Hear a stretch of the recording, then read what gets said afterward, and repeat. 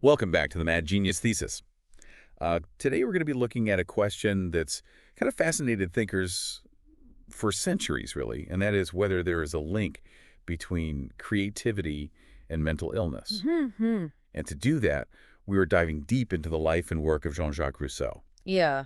a figure whose brilliance and struggles really kind of embody this whole debate. Yeah. And to kick things off, why don't we just jump right in? I think one of the most striking confessions Rousseau makes in his autobiography is he says, and I'm quoting directly here, "I must, in spite of a most upright training, have had a great propensity to degenerate." Wow. Imagine starting your life story with that, Yeah. right? It's Almost like he's setting the stage for a life that's marked by inner turmoil and just unconventional behavior. it's definitely not your typical opening line. Right. And, it gets us right to the heart of the matter. I mean, here's this guy considered one of the most influential Enlightenment thinkers, championing, ideas of natural goodness, Yeah.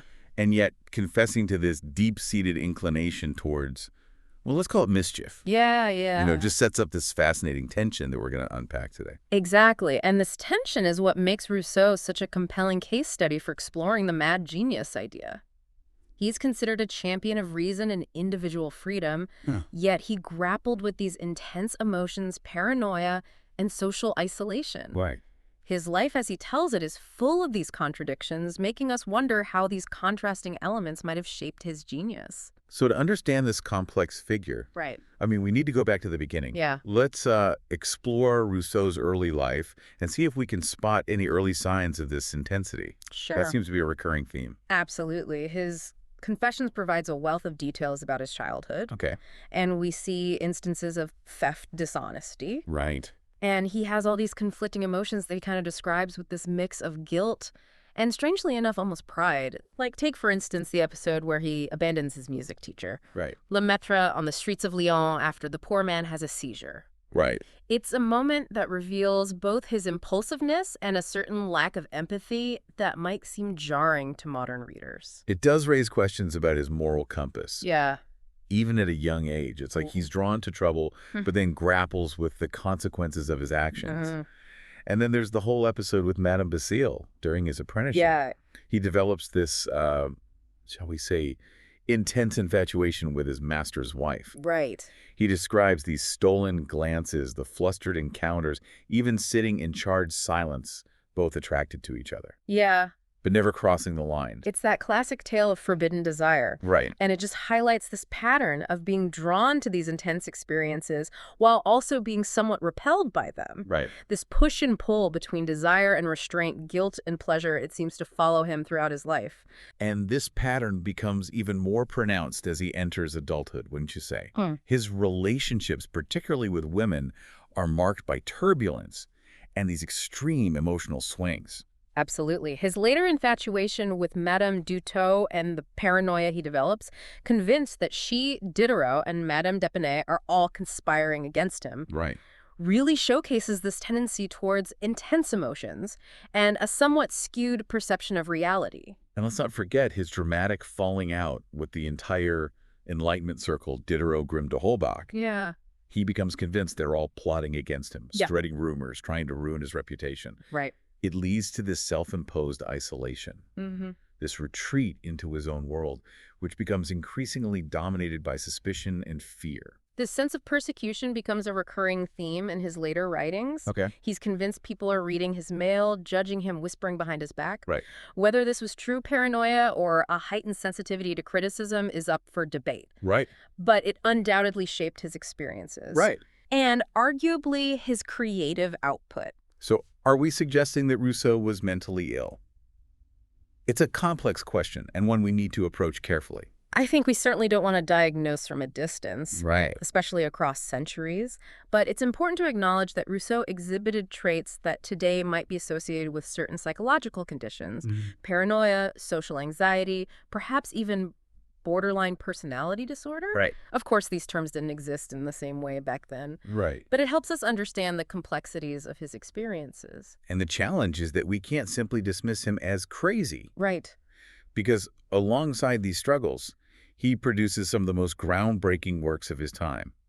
The Social Contract, Émile Jouly, works that sparked revolutions challenged the establishment Yeah. and continued to shape modern thought. Mm-hmm. So how do we reconcile these seemingly contradictory aspects of his life? Well, that's the core of the mad genius debate, isn't it? Right. It's this apparent link between creative brilliance and psychological turmoil. Did his unique way of seeing the world, a world that often felt hostile and oppressive, enable him to envision these radically different ways of living and being? Or did his inner turmoil hinder his ability to connect with others and fully realize his potential? These are questions we'll continue to explore as we delve deeper into his life and work. You know, it's fascinating to consider how these internal struggles might have fueled his creativity. Right.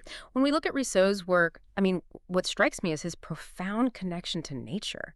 Right. His descriptions are so vivid, Yeah. so emotionally charged, Right. almost like he's using nature as a refuge from the complexities and corruptions of society. Yeah, you're right. When he describes his time at Les Charmettes living with Madame de Warens, Right. you can almost feel his longing for that simpler life. Yeah. He talks about those long walks in the countryside, Mm-hmm. those moments of quiet contemplation Yeah. with such a sense of peace. Yeah. It's as if he's yearning for a lost paradise. Exactly. And this yearning for a simpler, more authentic existence isn't just a personal sentiment. Right. It becomes a central theme in his philosophy. Right. Take his concept of the noble savage, which he develops in his discourse on inequality. Okay. He argues that humans are naturally good, but it's civilization that corrupts us, leading to inequality, competition, and alienation. Right. It's this stark contrast he draws Mm-hmm. between the purity of nature and the artificiality of society. Right. That's so compelling. Yeah. And you can't help but see a connection to his own struggles with social interaction, his feelings of being misunderstood and judged. Absolutely. He's projecting his own longing for authenticity Right. onto this idealized image of the noble savage Mm-hmm. who lives in harmony with nature, free from the constraints and corruptions of modern society. Right. It's a powerful concept that really resonated with people at the time and continues to influence our thinking about the relationship between humanity and the natural world. That it's not just about romanticizing nature, is it? Rousseau is also a fierce critic of society. He doesn't shy away from pointing out its flaws and hypocrisies. Yeah. His critique can be quite biting at times. You're absolutely right. He's not afraid to challenge the status quo.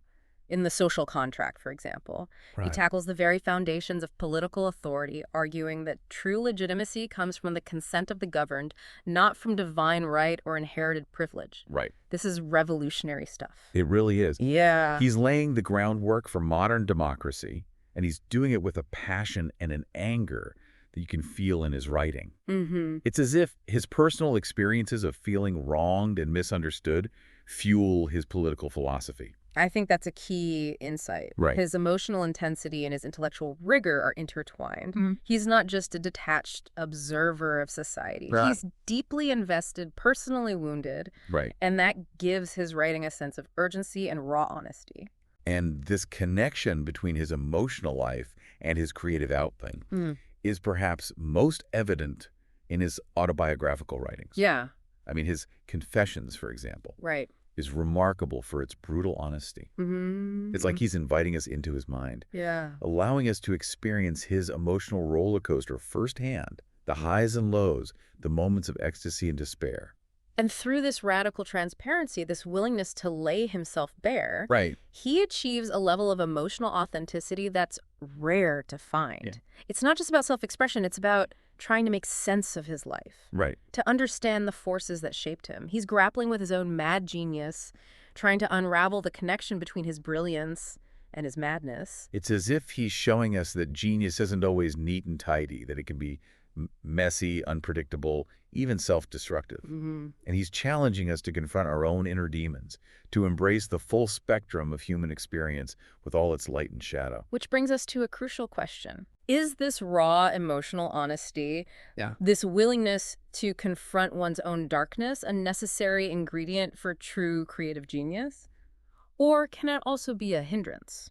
That's a question worth pondering, Yeah. and it's one we'll continue to explore as we delve further into the life and work of Jean-Jacques Rousseau. Okay. Let's take a closer look at how his personal struggles, particularly his paranoia and suspicion, might have impacted his relationships Right. and ultimately his creative output. We've talked about Rousseau's emotional intensity and how that might have fueled his creative work. Mm-hmm. But it's also important to consider the downsides. Right. Did his madness, his paranoia and suspicion ever work against him? Mm-hmm. Did it limit his potential in any way? That's a crucial question, and to answer it, we have to look at how these tendencies affected his relationships. Right. Rousseau, unfortunately, had a knack for turning even his closest friends into enemies. Yeah, his falling out with the encyclopedist is a prime example of this. Yeah. You know, it starts as this kind of complicated love triangle involving Madame Totsteau. Right. Spirals into accusations of betrayal and conspiracy. Mm-hmm. It's almost as if he's creating these dramatic narratives in his own life. Yeah, and what's particularly tragic about this specific falling out is that Diderot genuinely cared for Rousseau. I mean, they were close friends and collaborators. Right. Yet Rousseau becomes convinced that Diderot is part of this elaborate plot to discredit him, Right. to control his work, even going so far as to accuse Diderot of plagiarizing his ideas. It's as though his own insecurities and anxieties cloud his judgment, Mm-hmm.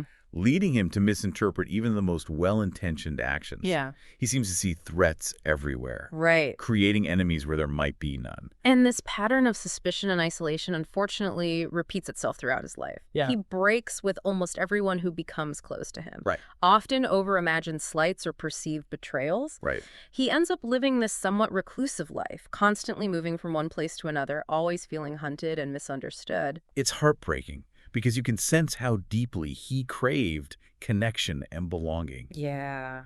Yet his own demons, so to speak, seem to push people away. And this inability to form lasting bonds undoubtedly had an impact on his work. Mm-hmm. I mean, imagine the collaborations, the intellectual exchanges, the support he might have had. Right. If he had been able to maintain those relationships. Right. Makes you wonder how his work might have evolved differently. So it's like his madness creates this self-fulfilling prophecy. Right. He fears betrayal, pushes people away, and then that isolation just reinforces his suspicion and paranoia.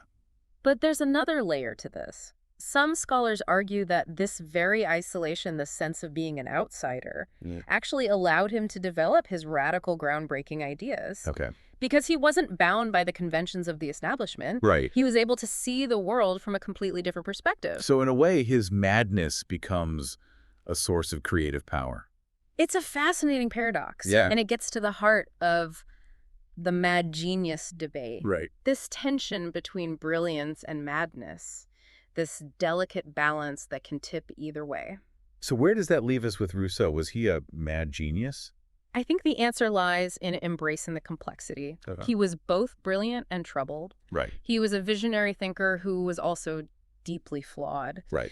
And it's precisely this duality, this interplay of light and shadow that makes him such a fascinating and enduring figure. He challenges us to think about the relationship between creativity and suffering, about the price of genius, and about the messy, often paradoxical nature of human experience. Yeah. He doesn't offer easy answers, but he forces us to ask difficult questions. And perhaps the most important question he leaves us with is this. Can we truly separate the art from the artist? Right. Can we appreciate the brilliance of Rousseau's work without acknowledging the turmoil that shaped it? That's something for all of us to think about. Well, thanks for tuning us on this deep dive into the life and work of Jean-Jacques Rousseau. We'll see you next time on the Mad Genius Thesis.